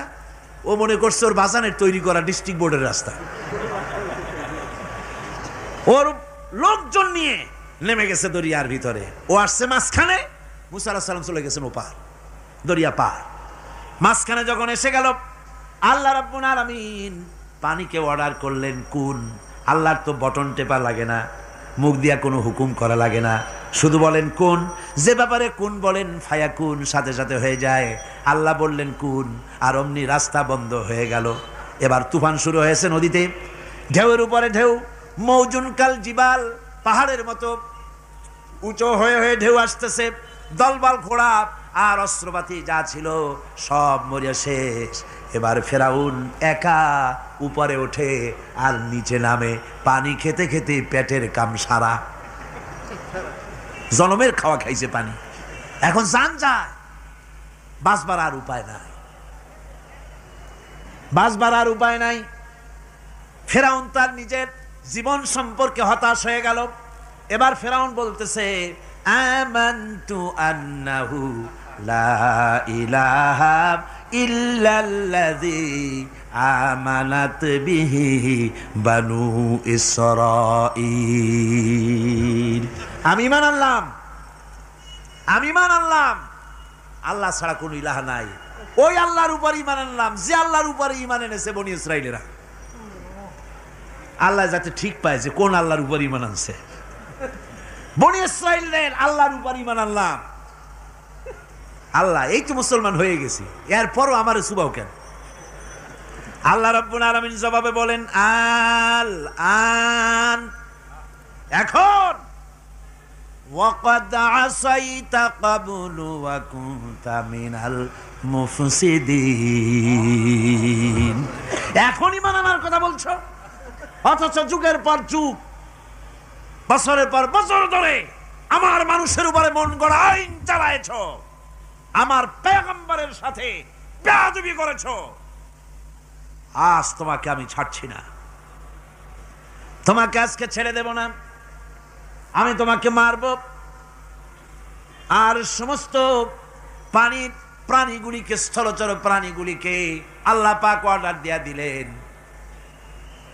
এই ফিরআউনের লাশকে ডুবাবি না, পচাবি না, খাবি না। আল ইয়াউমা নুনাজ্জিকা বিবাদানিক, আমি তোমার শরীরে বাঁচায় দেব, পোকে খাবে না, পানিতে পচবে না, মাছে খাবে না, কুমিরে খাবে না, দুনিয়ার কোনো পশুতে খাবে না। আমি তোরে শুটকি বানাইয়া রাখবো, যাতে করে দুনিয়ার সমস্ত ফেরাউন যত যুগে যুগে আসে তোরে দেখে যেন হেদায়েত নিতে পারে। ফেরাউনকে আল্লাহ শুটকি বানায় রাখছে। আমি ফেরাউনদের লাশ দেখেছি ব্রিটিশ মিউজিয়ামে। ফেরাউন তো একটা না, অনেকগুলা, আসলটারে অবশ্য দেখিনি। ব্রিটিশ মিউজিয়ামে ওই ফেরাউনগুলার লাশ যখন অসুবিধা হয়, মমিগুলি, তখন ইংল্যান্ডে নিয়ে যায় চিকিৎসা করাবার জন্য। চোখ টোক আছে গর্তের ভিতরে, তারপরে চামড়া টামড়া হাড়ের সাথে মিশানো, ওইভাবে চেহারা দেখলে মনে হয় যে সত্যি ফেরাউনিগুলা। আর ব্রিটিশের কাম মিশর থেকে না আনছে এমন কোনো জিনিস নাই। আমি সেখানে এক বক্তৃতায় বলছিলাম, আপনারা এদের এখন সভ্য, এদের এখন ভদ্র, এরা হলো ইন্টারন্যাশনাল চোর, ওরা সারা দুনিয়া চুরি করেছে। লন্ডনে বক্তৃতা করেছি, সারাটা দুনিয়া চুরি করছে, আমাদের দেশকে শোষণ করেছে। এই বিশাল ভূভাগকে শোষণ করে ইংল্যান্ডের দ্বীপটাকে তারা সাজাইছে। তারা ময়ূর সিংহাসনের, শাহজাহানের ময়ূর সিংহাসনের ময়ূরের বাম চোখে কোহিনূর মণি লাগাইছিলেন, শাহজাহান ময়ূরের ডান চোখে কোহিনূর মণি লাগায় নাই। কোহিনূর মণির অনেক দাম, আমি দেখে এসেছি মণি, এখন সেটা কুইন এলিজাবেথের মুকুটে শোভা পাচ্ছে। সেই মণি এমনি বলে প্রবাদে ৭ রাজার ধন এক মাণিক্য, বলেন এরকম, অনেক দাম। শাহজাহান দেখালেন, আমি মুসলমান, আমার কাছে এটার দাম নাই, এই জন্য ময়ূরের ডান চোখে লাগালাম না, বাম চোখে লাগাই দিলাম। এইটারে চুরি করছে। তারপরে মিশর থেকে, মিশরের মমি চুরি করেছে, জুতা চুরি করছে, ছাতি চুরি করছে, পিসা চুরি করেছে। আমি বললাম এগুলা কি ভদ্রলোক নাকি? এরা জুতা চোর, পিসা চোর, লাঠি চোর, সব চুরি করেছে। যাই দেখেন ব্রিটিশ মিউজিয়ামের মধ্যে সব দুনিয়ার চুরি করা জিনিস নিয়ে তারা মানুষকে দেখাইয়া পয়সা অর্জন করছে। টিপু সুলতানের তরবারিটা পর্যন্ত চুরি করেছে। আজ পর্যন্ত ব্রিটিশ মিউজিয়ামে টিপু সুলতানের তরবারিটা আছে, আমি তরবারিটা দেখে এসেছি। আমার বন্ধুগণ, বলতেছিলাম যে পৃথিবীতে আল্লাহ রাব্বুল আলামিন নবীরা তাদের চরিত্র দিয়ে বিপদের মোকাবেলা করে, দুনিয়ার সামনে কঠিন বিপদের মোকাবেলা করে অবিচলতা, দৃঢ়তা দেখায় গেছেন যে কেমন করে এই পৃথিবীতে বিপদের সামনে মোকাবেলা করতে হয়। ধৈর্য ধরতে হবে, বিপদ আসবে পাহাড় সমান হয়ে, আপনাকে ধৈর্য ধারণ করতে হবে সেভাবে বুক বেঁধে। যেহেতু এটা যদি বিশ্বাস হয় যে আমার কিসমতে যা আছে তার থেকে বেশি কিছু হবে না, তাহলেই আপনার ধৈর্য আসবে, ভয় পাবেন না। কথা ঠিক কিনা কন? এবারে হযরত হুদ আলাইহিস সালাম সম্পর্কে আল্লাহ রাব্বুল আলামিন বলেন, হযরতে হুদকে যখন ষড়যন্ত্র হলো, কাফির বেঈমানেরা তাকে মেরে ফেলার জন্য যখন সরকারি ষড়যন্ত্রে লিপ্ত হয়ে গেল, হযরতে হুদ সমাজের এই চ্যালেঞ্জের মোকাবেলা করলেন।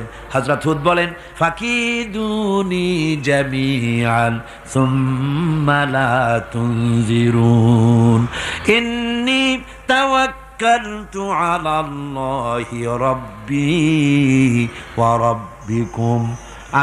তোমরা তোমাদের ষড়যন্ত্র আমার বিরুদ্ধে যত পারো আমার বিরুদ্ধে ষড়যন্ত্র চালাও, এতটুকুন আমার অবকাশ দিও না।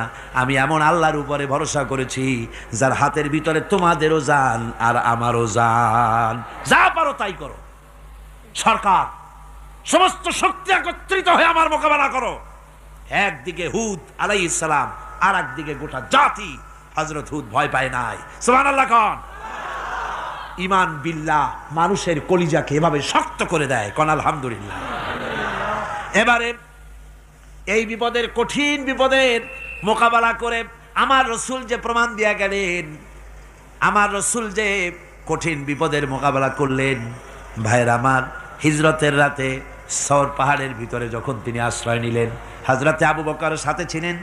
হযরতে আবু বকর রাদিয়াল্লাহু তাআলা আনহু বলেন, হুজুর আপনি দাঁড়ান, এটা তো পাহাড়িয়া গুহা, গুহার ভিতরে সাপ থাকতে পারে, বিচ্ছু থাকতে পারে, আমি আগে ঢুকি, বিপদ যদি হয় আমার উপর থেকে হয়ে যাক। গুহার ভিতরে নেমে গুহা সাফ করলেন। এরপরে হুজুরকে ডাকলেন, হুজুর তাশরীফ নিলেন গুহার ভিতরে। এরপরে হুজুর বললেন, আবু বকর পাহাড়ে হেঁটে হেঁটে 2-3টা পাহাড় পাড়ি দিয়া যাওয়া লাগে সৌর পাহাড়ে। মদিনার সোজা রাস্তা হুজুর ধরেন নাই, মেসফালার পথ দিয়া জাবালে খেদোয়ার উপর দিয়া 3টা পাহাড় পাড়ি দিয়া তারপরে হুজুর গেলেন সৌর পাহাড়ে।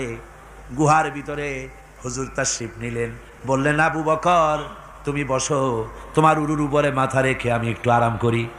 হযরতে আবু বকর বসলেন, হুজুর তার উরুর উপরে মাথা রেখে ঘুমায় গেলেন। আর এরপরে কাফির বেঈমানেরা তালাশ করতে করতে কাফেরেরা এসে গেল পায়ের চিহ্ন দেখে দেখে গর্তের কাছে। হযরত আবু বকর ভয়তে কেঁদে ফেললেন, আহারে আর তো উপায় নাই, এবার তো ধরা পড়ে গেছি, এবার নবীজিকে মেরে ফেলে দেবে।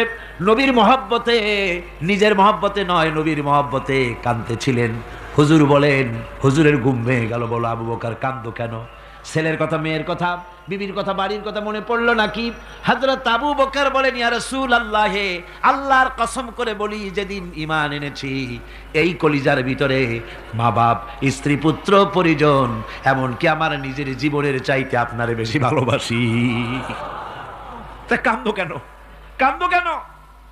হযরত আবু বকর বলেন, হুজুর ধরা পড়ে গেছি, কাফেররা এসে গেছে গর্তের কাছে, তাকালি আমাদের দেখতে পাবে, আমরা তো মাইনরিটি, ওরা তো মেজরিটি, আমরা তো ধরি মারি ফেলাই দেবে, আপনাকে মেরে ফেলে দেবে, এই জন্য কাঁদি।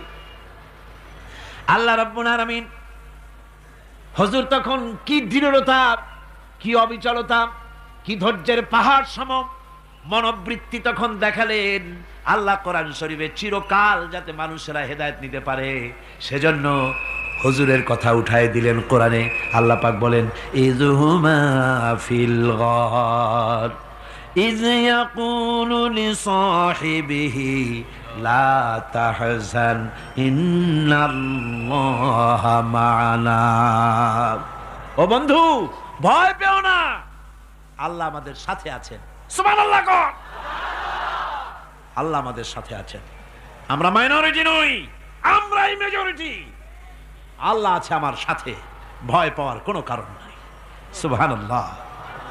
আল্লাহ পাক বলেন, ফাআনসালাল্লাহু সাকিনাতাহু আলাইহি ওয়া আইয়াদাহু বিজুনুদিন লাম তারাওহা। আমি এদের অন্তরের ভিতরে আমি শান্তি নাজিল করে দিলাম, প্রশান্তি দিয়া দিলাম, আর আমি সাহায্য করলাম, আর এমন সব সৈন্য পাঠায় দিলাম যে সৈন্যগুলি তোমরা দেখতে পাও নাই। সুবহানাল্লাহ ওয়া বিহামদিহি। ভাইরা আমার, রাসূল করিম সাল্লাল্লাহু আলাইহি সাল্লাম এই বিপদের মাঝে, চরম বিপদের মাঝে অবিচলতা, দৃঢ়তা, কঠিন আত্মনির্ভরতা দেখিয়েছেন। এগুলি হলো ঈমানের 5 নম্বরের উপকারিতা। আল্লাহর প্রতি ঈমান আনলে এভাবে পাহাড় সম ঈমান মজবুত হয়ে যায়। জেলের পরোয়া করি না, ফাঁসির পরোয়া করি না, শহীদ হওয়ার পরোয়া করি না, মেরে ফেলে দেবে, উড়ায় দেবে, হত্যা করবে, পরোয়া করি না। পরোয়া করি কেবলমাত্র কাকে? জোরে বলেন কারে? এইরকম মুসলমান হাজার হাজার লাখ লাখ দরকার নাই, 313 জন যথেষ্ট। কয়জন যথেষ্ট? 313 জন যথেষ্ট। বদরে যারা জান দিয়ে, মাল দিয়ে দ্বীনকে প্রতিষ্ঠিত করেছিলেন, এরকম 313 জনই যথেষ্ট ছিল আল্লাহর দ্বীনকে কায়েম করার জন্য।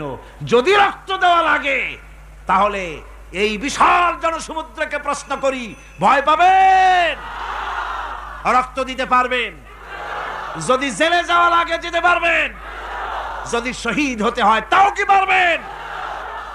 এই দৃঢ়তা, এই অবিচলতা, এই ঈমান, এই ধৈর্য শিক্ষা দেয়, এই উপকার করে ঈমান বিল্লাহ।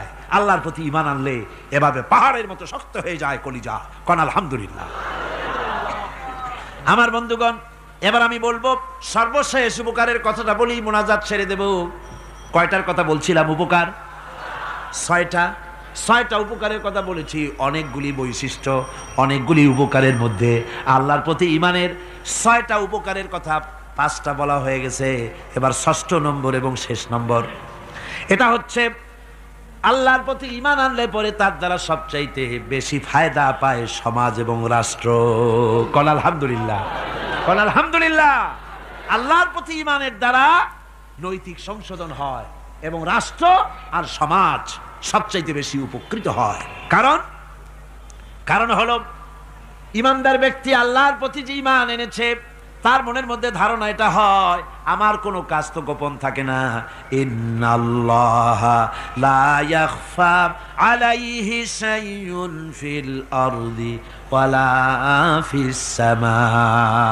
আল্লাহর কাছে গোপন বলতে কিছু নাই, আকাশেও নাই, জমিনেও নাই, কোনো কিছু গোপন নাই। সুতরাং আমি যা করি সব আল্লাহ দেখেন এবং শোনেন।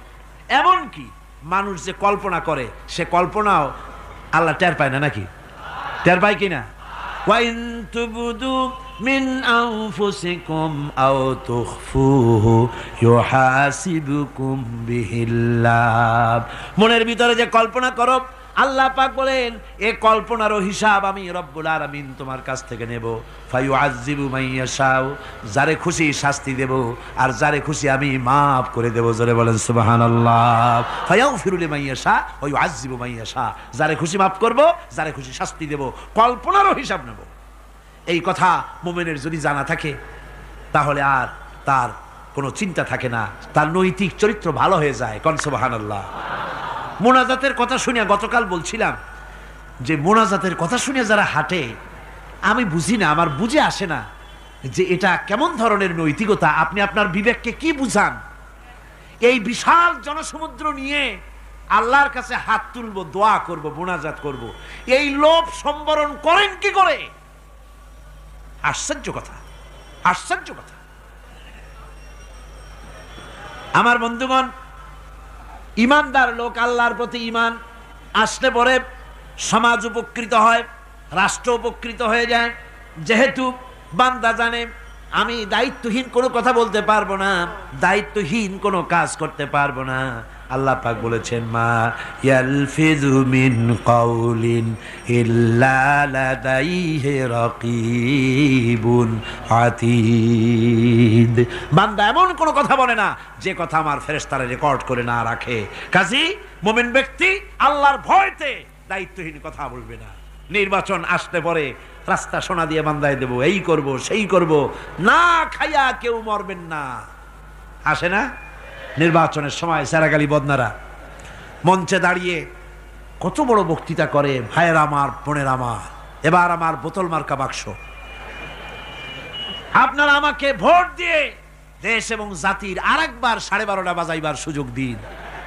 এবার ক্ষমতায় গেলে কেউ না খাইয়া মরবেন না, কিন্তু কি খাইয়া মরবে তাও বলে না।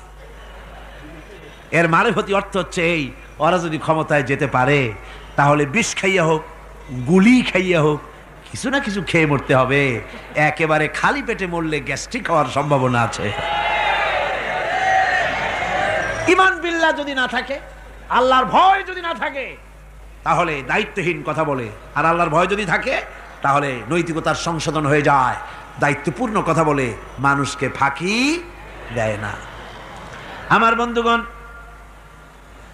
আল্লাহ রাব্বুল আলামিন তার বান্দা যারা আল্লাহকে ভয় করে, সে ভয় করা বান্দাগুলির মনের মধ্যেই চিন্তা এসে যায়, আমি যেখানে থাকি না কেন আল্লাহ আমাকে দেখতেছেন, শুনতেছেন, রাতে হোক দিনে হোক, যেখানে আছি আল্লাহ আমারে দেখতেছেন। আল্লাহ পাক বলতেছেন, ওয়া হুয়া মাআহুম ইজ يبيتون ما لا يرضى من القول وكان الله بما يعملون محيطا।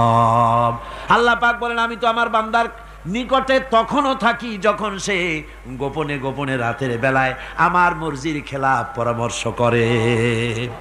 আমার মর্জির খেলাফ পরামর্শ করতেছে রাত্রে, আমি তো তখনও কাছে থাকি, ওটা আমি শুনি।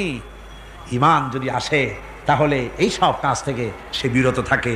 সে যদি কম হয় সেখানেও আল্লাহ, বেশিও যদি হয় সেখানেও আল্লাহ। এমন কোন জায়গা আছে নাকি চিটাগংয়ে যেখানে আপনি একটা আকাম করবেন আর আল্লাহ টের পাবে না? কোন আছে নাকি? আচ্ছা, চট্টগ্রামে না থাকুক, বাংলাদেশের কোন জায়গা আছে নাকি? পার্বত্য চট্টগ্রামে যত পাহাড় আছে, উঁচু নিচে জায়গা আছে, ওই জায়গায় বোধহয় আছে নাকি? সারা পৃথিবীতে আছে কোথাও? আল্লাহকে ফাঁকি দেওয়ার জায়গা কোথাও? সব স্পষ্ট। আল্লাহ কি ঘুমায় নাকি? ঘুমায়?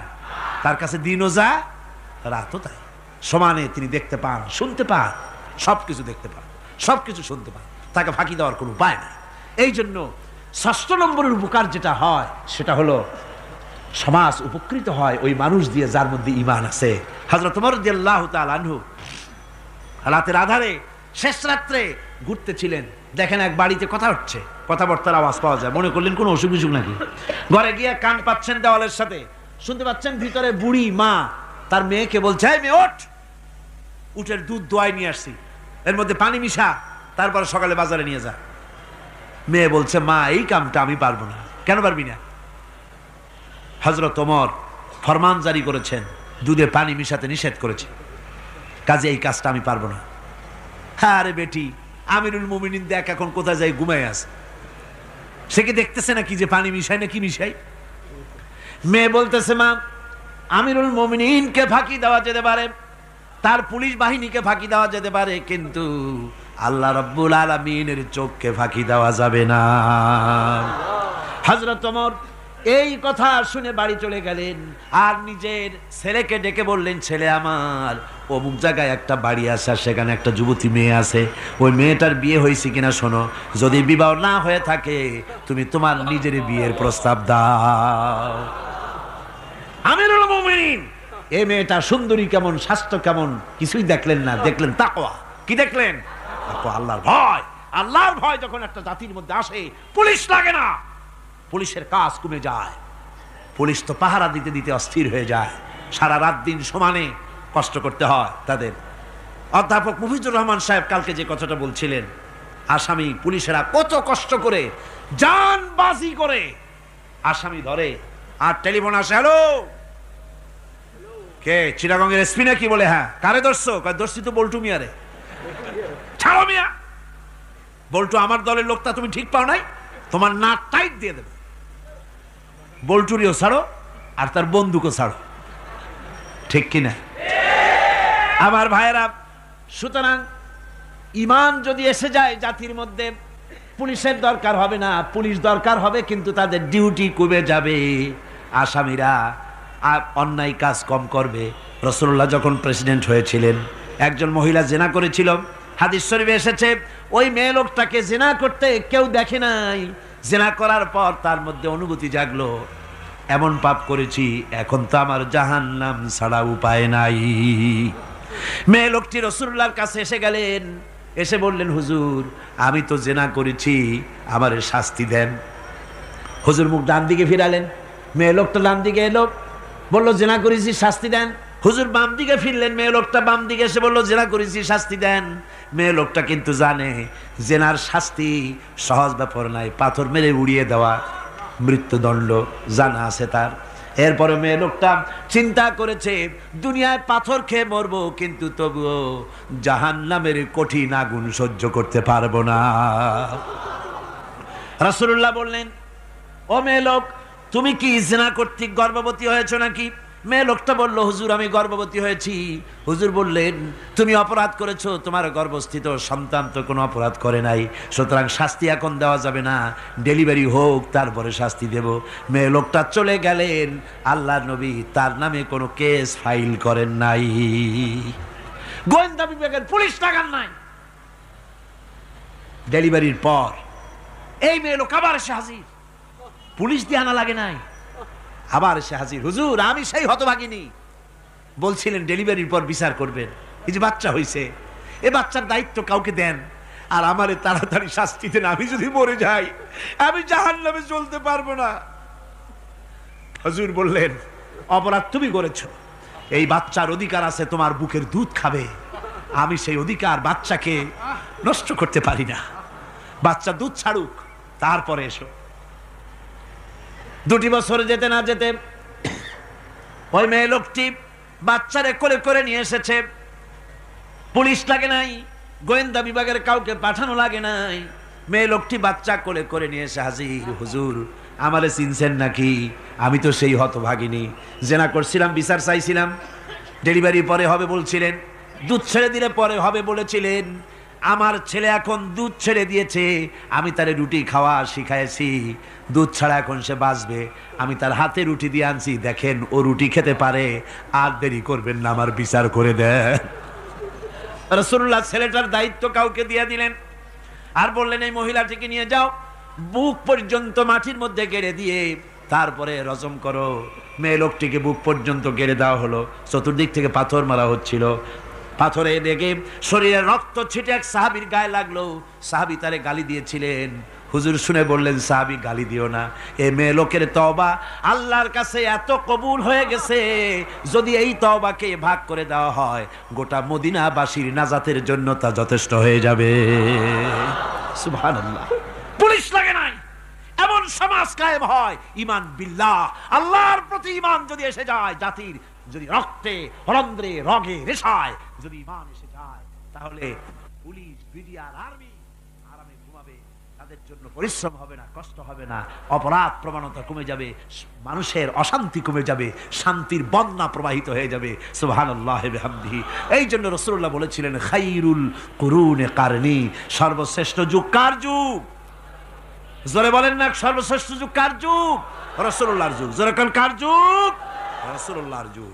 এই জন্যে আমি আপনাদের খেদমতে আরজ করতে চাই, ইসলাম এ ধরনের সীমারেখা ঠিক করে দিয়েছে, তিলকা হুদুদুল্লাহ ফালা তা'তাদুহা, এ হলো আল্লাহর সীমারেখা, এই সীমারেখাকে ভঙ্গ করো না, লঙ্ঘন করো না, আল্লাহর উপরে ঈমান পরিপূর্ণরূপে আনো এবং এই ঈমানের উপরে ভিত্তি করে নিজেদের জীবনকে পরিচালিত করো।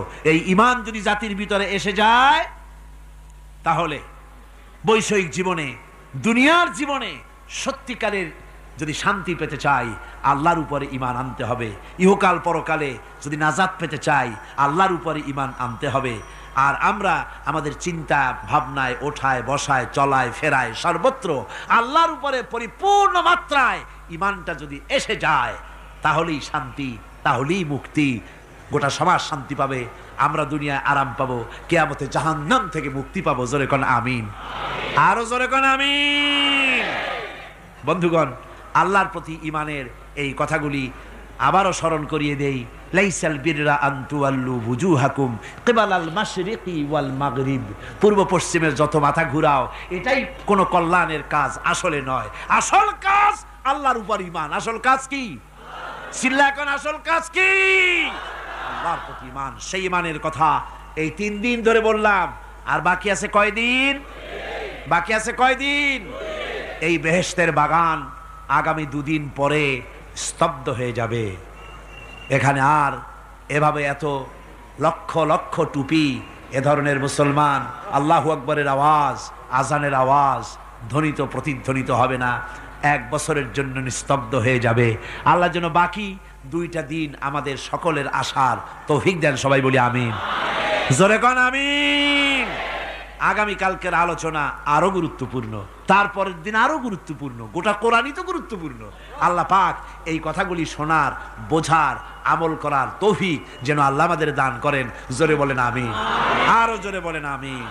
মুনাজাতের জন্য এবার সমস্ত মানুষ দাঁড়ানো ভাইয়েরা বসে পড়ে। আজকের মুনাজাতের পর আজান হবে বা জামাত এশার নামাজ পড়ে আপনারা যাবেন। আর যাওয়ার সময়, আসার সময় আপনারা আল্লাহর নামের ধ্বনি দিতে দিতে যাবেন আর আসবেন। গোটা শহর জুড়ে তাফসীর চলাকালীন চট্টগ্রামের আকাশ বাতাস, গাছপালা, তরুলতা মানুষ, পুরুষ, নারী সবাই যেন টের পায় যেখানে তাফসিরের মাহফিল হচ্ছে। যাবেন এবং আসবেন যখন, মুখ বুঝে যাতায়াত কেন, নারায়ে তাকবীর, আল্লাহু আকবার, ইসলাম ছাড়া অন্য কিছু মানি না, আল কোরআনের আলো ঘরে ঘরে জালো, এসব সুন্দর সুন্দর স্লোগান দিতে দিতে যাবেন, স্লোগান দিতে দিতে আসবেন, আল্লাহর নারা লাগাবেন, আল্লাহর আওয়াজকে বুলন্দ করবেন। আল্লাহ সকলকে তৌফিক দিন, আল্লাহুম্মা আমিন। রব্বানা যালামনা আনফুসানা ওয়া ইন লাম তাগফির লানা ওয়া তারহামনা লানাকুনান্না মিনাল খাসিরিন। রব্বানা লা তুযিগ কুলুবানা বা'দা ইয হাদাইতানা ওয়া হাব লানা মিন লাদুনকা রাহমাতান ইন্নাকা আনতাল ওয়াহ্হাব। রব্বানা ফাগফির লানা যুনুবানা ওয়া কাফির আন্না সাইয়্যাতিনা ওয়া তাওয়াফফানা মা'আল আবরার। রব্বানা ওয়া আতিনা মা ওয়া'আদতানা আলা রুসুলিকা ওয়া লা তুখজিনা ইয়াওমাল কিয়ামাহ ইন্নাকা লা তুখলিফুল মিয়াদ। আয় আল্লাহ রাব্বুল আলামিন, বিশাল এই জনতা নিয়ে তোমার দরবারে হাত তুলেছি। রব্বুল আলামিন, কোরআনে কারীমের মাহফিল, বড় আশা করে হাত তুলেছি। মেহেরবানি করে আলোচনার সব রাসূল করিম সাল্লাল্লাহু আলাইহি ওয়াসাল্লামের রূহ মুবারকে পৌঁছায়া দাও। তামাম পৃথিবীর মাটির নিচে মুমিন মুমিনাত যারা শুয়ে আছে তাদের রূহের বলে সব পৌঁছায়া দাও। রব্বুল আলামিন, আমাদের মা বাপ যাদের দুনিয়া থেকে বিদায় হয়ে গেছে, কবরগুলিকে জান্নাতের টুকরা বানায়া দাও। রব্বির হামহুমা কামা রব্বায়ানি সগীরা। সবাই পড়েন, রব্বির হামহুমা কামা রব্বায়ানি সগীরা। আয় আল্লাহ, আমাদের মা বাপ যাদের বেঁচে আছে স্বাস্থ্য ভালো রাখো আল্লাহ, তাদেরকে হায়াতে তাইয়্যিবা দাও, সেহাতে কুল্লিয়া দাও, খাতিমা বিল খাইরি করো। রব্বুল আলামিন, কোরআনে কারীমের মাহফিলে বড় আশা করে আমরা হাত তুলেছি, আমাদের জিন্দেগির সকল গুনাহ খাতা মাফ করে দাও। আয় আল্লাহ তাআলা, জীবনে বহু গুনাহ করেছি, গুনাহ করে করে জীবনটারে নষ্ট করে ফেলেছি। আয় আল্লাহ, তুমি দয়া করে মেহেরবানি করে আমাদের জিন্দেগির গুনাহ মাফ করে দাও। রব্বুল আলামিন, না বুঝে সওয়াব মনে করে অনেক শিরক বিদআত আমরা করেছি, মনে করেছি ওতে সওয়াব হবে, আমরা বুঝি নাই। আল্লাহ, আমাদের ভুল বুঝানো হয়েছে, নিজেরাও ভুল বুঝেছি। এভাবে সওয়াবের নিয়তে শিরক বিদআত আমাদের মধ্য থেকে যা হয়েছে, আল্লাহ দয়া করে তুমি আমাদেরকে ক্ষমা করে দাও। আয় আল্লাহ, আমাদেরকে দয়া করে শিরক এবং বিদআত মুক্ত জীবন যাপনের তৌফিক দিয়া দাও। রব্বুল আলামিন, এত বড় বিরাট তাফসীরুল কোরআন মাহফিল, লক্ষ লক্ষ টাকার প্রয়োজন, আল্লাহ টাকা পয়সার অভাব নাই। রব্বুল আলামিন, তুমি গানি আর আমরা ফকির। আয় আল্লাহ, এই শহরেতে এমন লোক আছে একজনই মাহফিলের খরচ দিয়ে দিতে পারে। আল্লাহ, তোমার বান্দাদের দিল তুমি নরম বানাইয়া দাও। কোরআনের মাহফিল কোনো বছর ঋণগ্রস্ত থাকে নাই, এবারও যেন থাকে না। আল্লাহ, বাজের যা আছে তার চাইতে বেশি তুমি মেহেরবানি করে জোগাড় করে দাও।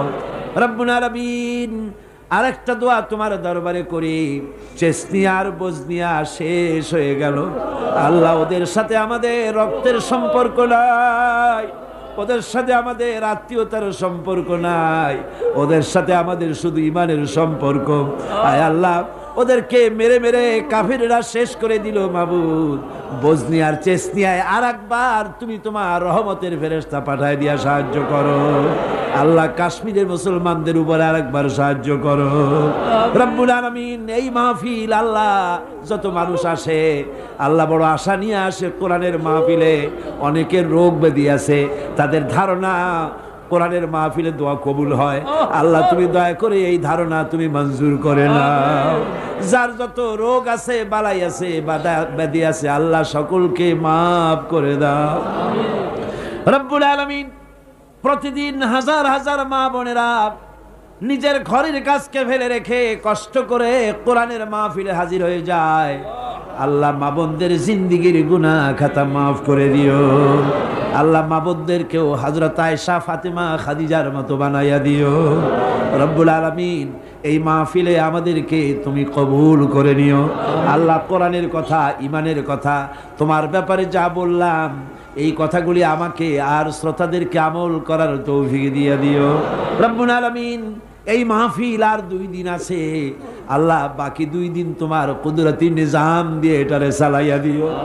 এত বড় মাহফিল স্বেচ্ছাসেবক দিয়ে, পুলিশ দিয়ে নিয়ন্ত্রণ করা সম্ভব নয় আল্লাহ। পুরা মাহফিলের দায়িত্ব তুমি নিজে গ্রহণ করো আল্লাহ রব্বুল আলামিন। যার যে মনে কষ্ট আছে আল্লাহ, সকলের কষ্ট তুমি দূর করে দাও আল্লাহ। আয় আল্লাহ, যে কোরআনের কথা বলতেছি তোমার কথা, এই কোরআনের আইন বাংলাদেশে চালু হয়েছে, এই দৃশ্য আমাদের চোখে দেখার তৌফিক দিয়ে দিও আল্লাহ রব্বুল আলামিন। প্রত্যেকের মনের কষ্ট দূর করে দিও। ربنا تقبل منا إنك أنت السميع العليم وتب علينا إنك أنت التواب الرحيم। আয় আল্লাহ, আরেকটা দোয়া করি, বাংলাদেশে বড় রকমের রাজনৈতিক সংকট চলতেছে আল্লাহ। দেশ কোন দিকে যাচ্ছে, কি হবে আমরা কিছুই বুঝি না। আল্লাহুম্মা লা তুসাল্লিত আলাইনা মান লা ইয়ারহামুনা, আল্লাহুম্মা লা তুসাল্লিত আলাইনা মান লা ইয়ারহামুনা, আল্লাহুম্মা লা তুসাল্লিত আলাইনা মান লা ইয়ারহামুনা। আয় আল্লাহ, এই জমিনের মানুষদেরকে আল্লাহ তোমার হাবিবের পৃথিবীর দ্বিতীয় বৃহত্তম মুসলমানের দেশ আল্লাহ, দেশটাকে ষড়যন্ত্রের হাত থেকে বাঁচাইয়া দাও। সুবহান রাব্বিকা রাব্বিল ইজ্জাতি আম্মা ইয়াসিফুন ওয়া সালামুন আলাল মুরসালিন আলহামদুলিল্লাহি রাব্বিল আলামিন। ওয়াজআল আখিরা কালিমাতিনা ইনদাল মাউত লা ইলাহা ইল্লাল্লাহু মুহাম্মাদুর রাসূলুল্লাহ। আসসালামু আলাইকুম ওয়া রাহমাতুল্লাহ।